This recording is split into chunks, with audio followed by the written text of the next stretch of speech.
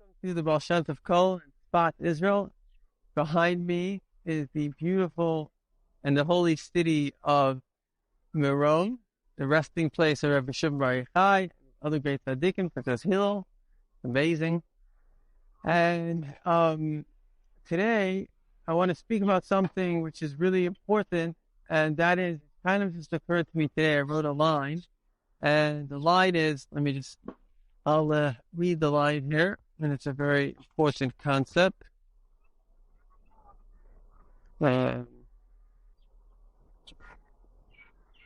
Let's see, the line is, I'm going to bring in Sheth.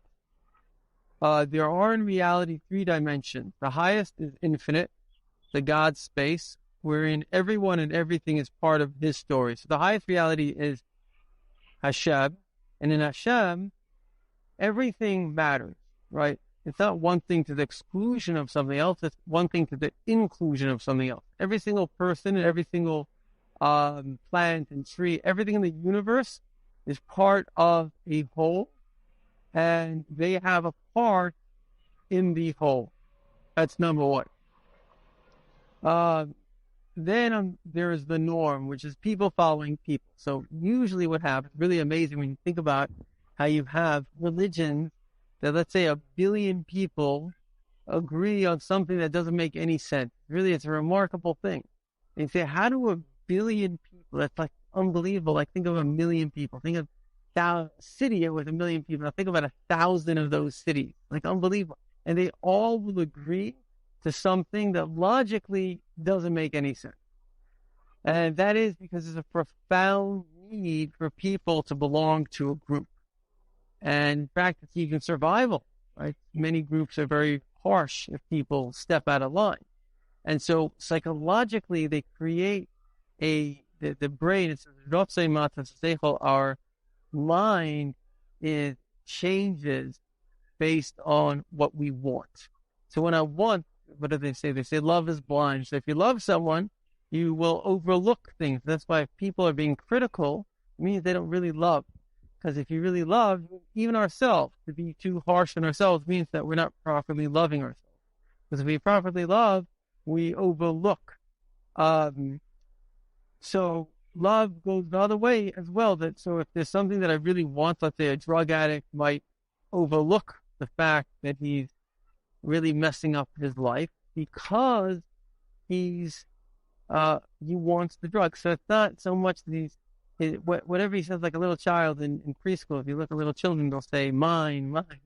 So they didn't buy anything. In fact, they don't have any money, and the preschool doesn't belong to them. But when they have that toy, they want the toy, they'll say mine.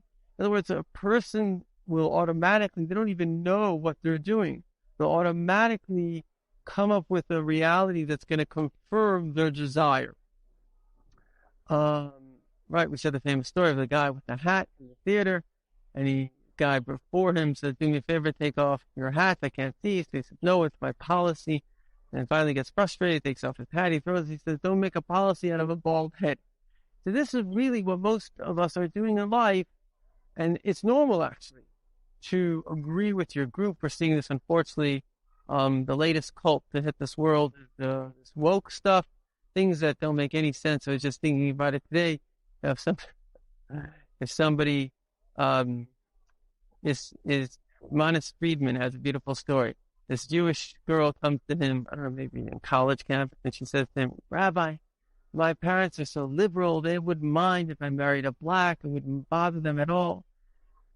He said, your parents aren't liberal. She said, what are you talking about? They be so open, they love everyone, they don't have any issues. He says, really? They're so open, they love everyone? She says, yes, I could bring anyone, anyone. She says, anyone, really? She says, yes.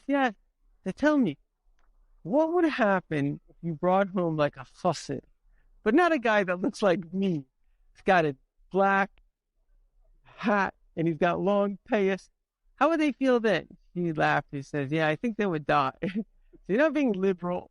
What you're really being is you're part of, sorry about that, you're a person that it's a cult. It's a cult that has a bunch of opinions, and everybody's agreeing with those opinions. And I have a friend who himself, we're going to call it comes from the liberal thing, but he realized They created a channel called, number one, ask questions. You have to challenge the group. I mean, if a Nazi was regular German, he agreed with what was going on, he turned into a murderer. But if he asked questions, what are we doing? Why are we doing it? If he just even asked that. And in fact, Hitler, who seems to be diabolically smart as well, he said, lucky for leaders that people don't think. So he was able to tell everyone what to do, and nobody's thinking. And it's exactly what's happening in the Pew polls, massive polls. 26% of America basically are Obama cult followers. To be fair, 6% are Trump cult followers. But be that as it may, anytime you're a cult member, you don't challenge your leader, then you don't have an opinion, and basically you're a cult member. It's just that simple. If you think that anybody in the world, everything they say is true, and you can't test it, you can't analyze it, that's how many religions and many nations, even let's say Russians that would maybe automatically agree with Putin. It's just a person, maybe he's making a mistake. So the point is you can't automatically agree with anything. And of course, most religions, not Judaism, but they don't like questions. And so I'm sure you've seen that. It's like questions are not good. But in Judaism, it's the opposite. You're meant to ask questions. You're meant to challenge it. And maybe even within Judaism, there are different branches. But normative Judaism is ask the question. We have the answer. And that's healthy. Myself included, I went off. I asked the questions. I was looking for the truth. I came back because that's what made sense to me. But if you don't have the ability to ask the questions, you don't have the ability to have the answers either. You can't have an answer without asking a question. Certainly, you can't have a solution without acknowledging that there may be different solutions and what is the best solution. So what's interesting is this. The questions, I once wrote a book. I never published it, but a very interesting book. Was about kind of how a Holocaust could happen. It's almost like a bit of a download because it's a 3-step process. Step number one is you have, God forbid, there's a person that has some kind of hate in his heart. There was actually a German that wrote a book like a modern day story of how Hitler could come into Germany, and he's very upset. He doesn't get his email address, and he's all based on the anger and how he builds himself up. And that's literally what happened. So you can take one person that basically, as we said in our previous class, has a grudge against the world, that he was abused and whatever, and people didn't help him, and he's angry, and also he's a narcissist, so he thinks everybody should listen to him, and now he's doubly angry because nobody listens to him. So he has this deep hatred to himself and to the world.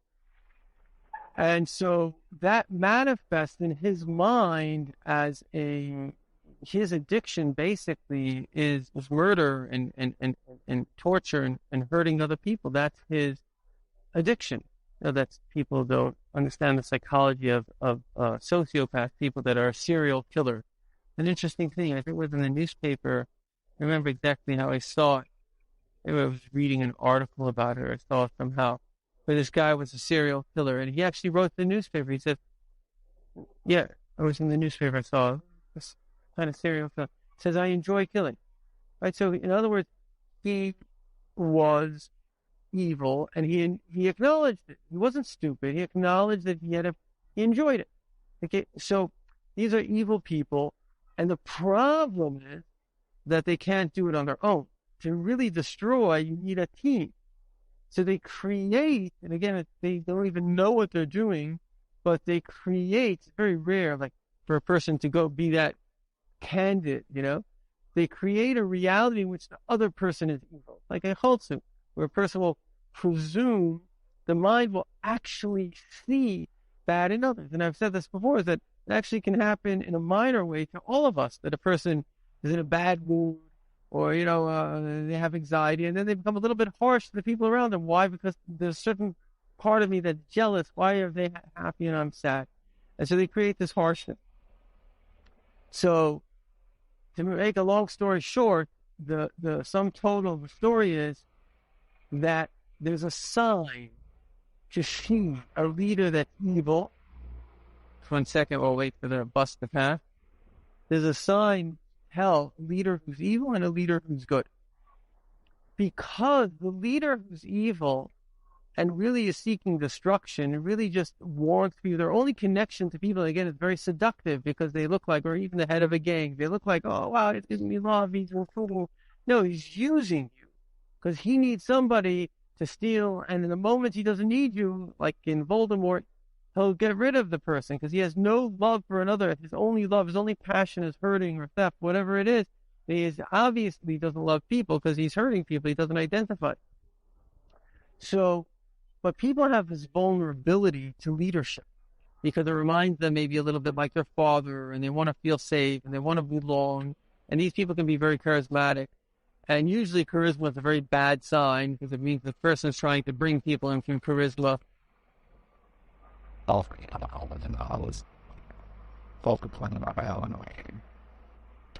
So, I mean, so in a certain sense, Trump had a little bit of that kind of charismatic thing, even though many of his ideas, I think he was reacting to Obama, to be fair. But Obama definitely, it was all charisma. He had nothing. Literally, he had nothing. Just charisma. And Hitler as well, he had absolutely nothing to offer but hatred, but with that passion. Anyway, the Germans were another kind of breed because they were looking for a leader. So the sum total of it is this. How do you know the person who is constructive or destructive? Because they're both coming out with a passion. But ultimately, the person, and this is where you see the difference between, let's say, Trump and Obama, is ultimately Trump's policies were not against anyone. They were pro-American. They were for America. Okay? Maybe some of his policies were a little bit harsh. But at the end of the day, I think behind his basic structure was he saw, like many people saw, that Obama was, as he said, his main goal was kind of the destruction of America, which he learned when he was a kid, in Islamic countries where they're jealous and they call it the Great Satan. So he was like, okay, that's why he said, what was the line, make America great again. That was really sums up Trump, make America great again. That was, so ultimately he was looking for a positive, he was trying to do something positive. Whereas Obama was all about the negative, what's wrong with America, what's wrong with Israel, and, what's wrong with the racism. And there was actually a black, if you want to call it, leader. So he said, I didn't think about racism. Then once I started looking for it, I saw it everywhere. So in other words, the question is, Martin Luther King was not about, I'm going to try to, take money from whites for things that happened hundreds of years ago. It was, how do we make the life of a black person good, which is true. Everybody should have a good life. We have made the wicks for everybody that was very liberal in that sense. Judaism is liberal in the sense that we want it good for everybody. But in the sense, and this is where you see it, the sense of demeaning, that is where it shows that the person has gone off the deep end, because their focus now is not what is right, how we're going to build. Their focus really is how we destroy. But they don't know that, or they don't say that. And so what they do say is, the other person is wrong. We need reparations. The other person is evil, and therefore we need to destroy them. They're not building the people that need help. They're trying to destroy the bad guy. And anytime you're in that situation, now there is a point, in the Torah, we go against the Molech. There's 4 mitzvahs to kill a rage of somebody that's about to kill someone else. You have to take action. But be that as it may, all of this simply is, those are exceptions to the rule. Your life is not about destroying a Molech. Your life is about doing good, growing, helping people. Now, if there is a danger to life, you have to do something. So there's the focus is positive, and once in a while you have to be strong. But whereas the negative, the focus is all negative. Even Karl Marx, a lot of people didn't realize this. Karl Marx was a bum. He never worked a day in his life. He knew nothing about work. He, in fact, had a Jewish friend, and the friend's father was very rich, and he supported Karl Marx. So he literally was a bum. And so he was, and I saw a picture of him, you can see he was arrogant, and he was jealous of people that really worked and had money. And so behind his subconscious was really the destruction of these capitalists. And you find this very often. There's a guy that wrote a book, it's called The Israel Test. And in this book, it was a kind of a defense of Israel. It's called George Gilbert, very, very nice guy, evangelical kind of guy. And he says there that, why does he call it Israel test? He says anti-Semitism is based on jealousy. He says Jews and Americans have something similar, at least most of them, that if somebody is successful, we're happy for them. And the way you test yourself, if you have the kind of a person has the disease of anti-Semitism or not, is imagine somebody's very wealthy. How do you feel about it? So if your innate reaction is, oh, I need to tear him down, that can only come from jealousy. And therefore, the person is jealous of the Jewish people. It's a negative. So everything that's against Israel is just coming, whether it's the Arabs, whether it's communism, everything is coming from jealousy. That's the sum total of the thing. And that's why this jealousy extends to wealthy people, right? So the people that want to tax, we have to have high tax, they go against they're literally trying to destroy people that they're jealous of. It's not, Obama's living in a multi-million-dollar home. Who knows how much money he stole through bribes and this and that. So they love money. They love it very, very much. Instead, they're jealous of the people that actually work hard and earn that money. So their theory in life is, I don't know how to do it, and I'm such a great guy that I deserve it. So what I'll do is I'll steal it or I'll put them down. And that's the whole anti-money movement behind it. The subconscious is a jealousy of these people that, as it ever says, the world needs people that are gifted. They're able to create companies. I have a friend. I remember in South Africa when he had an idea for a company, just an idea. Now, thank God he has a company. They have 200 employees. And I saw the whole thing from nothing. Now, it's not something that I could do. Why? Because every single month, this guy has to pay $1 million in salary. And he doesn't even know at the beginning of the month if he's going to have the money. Can you imagine? Every single month, you have to press a button which puts out $1 million. And you have to hope that you're going to have clients. It's like he spends $300,000 a year just on advertisement. Can't even imagine the kind of risk and the kind of shoulders you have to have. Like for me, if I have to spend $1,000, I'm panicking, right? So you're talking about a guy that can, and I've seen it with other friends that had companies like. That one friend, poor guy, he had a worker, and whatever the guy stole from the safe. It was like his savings, like $200,000. He's been working for years, and he was in the process of doing shiur. He says, no, shiur is not easy. It's like in 1 second, he tells me he goes back to learning Torah. This tremendous capacity for handling.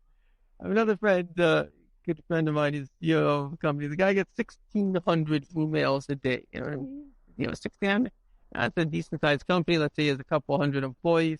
Had to deal with everyone and every shit. Got 1,600 emails, and he's a normal guy. He's a happy guy. You would never know. So there's a capacity, there's a gift there that I certainly admit that I don't have. I just wouldn't have mental, emotional capacity to be able to handle such pressure. But yet, they not only that, they do it nicely. They do it with grace. They do it with, my friend that has the first company gives 20% of his money to tzedakah. We're talking about really good people. So this shows us that the world needs, it says that Rebbe Hoya Mechav, the shiur, Rebbe used to give honor to the wealthy people because Hashem has chosen these people to be the kind of the breadbasket of the world. And they've been chosen. In fact, this guy Gallup, Jim Clifton, he runs Gallup Polls. He says certain people, they have this kind of entrepreneurial gene. It's not something that everybody has. Like I have a brother, the age of 6, he's waking up at 6 a.m. and he's like getting his lemonade stand ready. He's like the kind of guy, if he went into business, he would make it. He decided to go into fundraising. But just like the self-discipline of a 6-year-old to set 3 alarm clocks to get up, to get his lemonade stand ready, at 7 o'clock, people, it's like most people just don't have that kind of discipline. The Rebbe actually says the quality of a businessman is drive, is that self-discipline. It's not that they're smart. They're not necessarily smart at all. It's just that they're very, very driven and very capable of self-disciplining themselves. They have this goal and they're able to focus on that goal, which most of us don't have. We're much more like, So in any event, the point is that the fact that Ebba does say that today we should all become wealthy, we have to work at it, and we have to do what we can. So, as it ever says, there's a simple technique. Like anybody that wants to, everybody's looking for the get rich technique, but it's very simple. It says, ask a friend in business.